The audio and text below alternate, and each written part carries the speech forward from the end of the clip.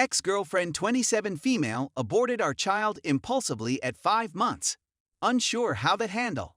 I'm writing with a heavy heart since she, my former girlfriend 27 female, aborted our kid 1 year into our relationship, 5 months into the pregnancy, and 3 days before we were to move across the nation together. I'm writing this as a cry for assistance because a part of me recognizes how poisonous a relationship I'm in, but I can't seem to escape the feeling that I've done something wrong and that the end of this relationship was my fault. Part of me blames myself for not getting over key realities in the relationship and ways she hurt me. I see she is immature and selfish, and maybe part of me is as well for allowing her to affect me. I finally found the courage to start taking measures, but I felt the need to vent. I don't have any close friends or family ready to listen to me air this out since they've urged me not to date her from the beginning, but I did so stupidly nonetheless. So here, I am reaching out to the internet. I no longer have a circle of support since my family no longer supports me, despite the fact that I always manage to find my way back to her. Friends, I gave up during the year as she informed me she was having issues with several groups of friends one after the other, and therefore I felt awkward guilty confiding in them since I had given them up for her. To begin, I am 28 male and my ex-girlfriend is 27. We are both normal folks with no known psychological or mental problems. In February 2020, we met via Facebook dating. We had been dating for a month when we decided to be exclusive. She had allowed me use her phone a week into our exclusive arrangement when a message from another man appeared up.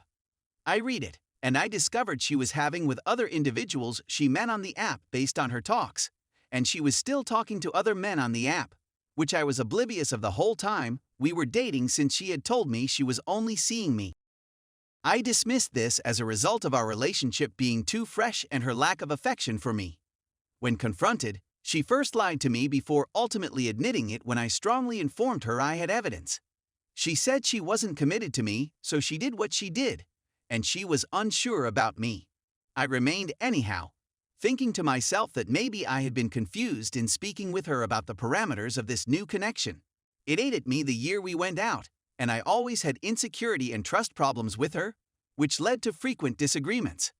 The discussions would begin with me trying to clear up facts about what had transpired between us and why she did those things, only for her to never accept her mistakes.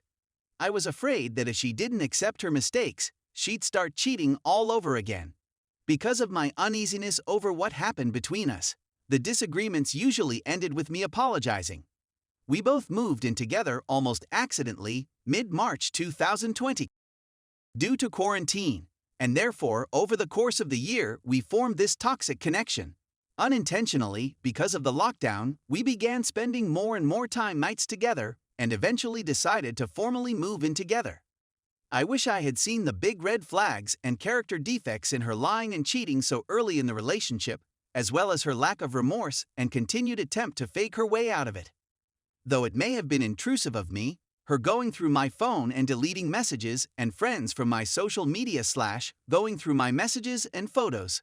I played private investigator, and over the course of a year, as I wanted to know the person I was getting in bed with and her history in and out, I'd begun incessantly looking through her phone. We moved in together at the start of quarantine, and over the course of a year, I looked through years of her texts and discovered she had previously cheated on her lovers.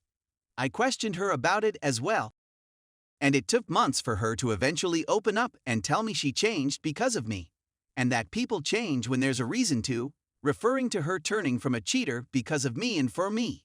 It took months because if I brought anything up, she would shut up on me, become emotional, cry, get furious, or threaten to leave, which is another recurring theme when addressing the wrong she has done to me. I'll confess that the adultery that occurred between us initially was a cause of contention, and our disagreements became poisonous. So much so that we would dispute every day, sometimes for hours on end. Anytime I brought up my fears about the relationships and expressed my sadness / disappointment over what occurred originally, she threatened to leave, and thus me attempting to convince her to remain in order for her to see her mistakes and how she viewed this connection as disposable. What she did was a sort of emotional abuse, in my opinion. I assumed the position of a quasi-parent, attempting to assist her to make better life choices.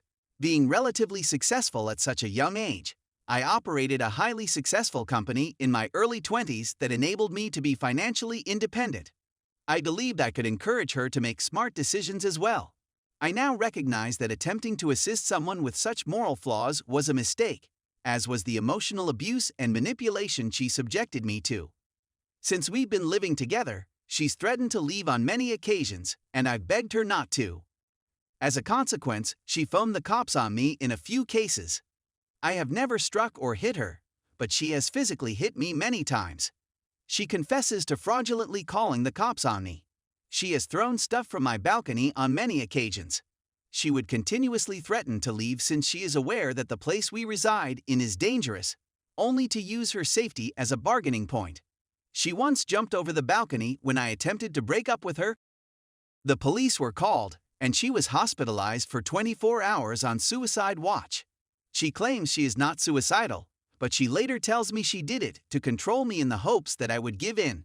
When we quarrel, she says she wants me to pursue her.